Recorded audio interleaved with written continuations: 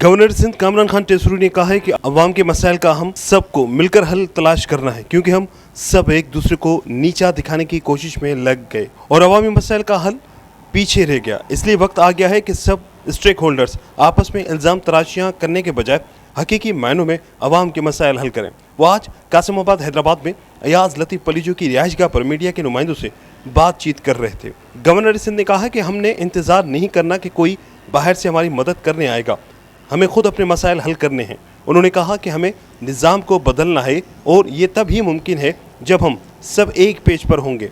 Governor Sindh ने कहा कि हुकूमत सिंध सैलाब मुतासिरीन की बहाली के लिए भरपूर इक़दाम कर रही है, जबकि वज़ीर आला सिंध सईद मुराद अली शाह भी सैलाब मुतासिरीन को रिलीफ फराहम करने में मसरूफ़ अमल हैं और इन इक़दाम के असरात मुस्तक़बिल में नज़र आएंगे।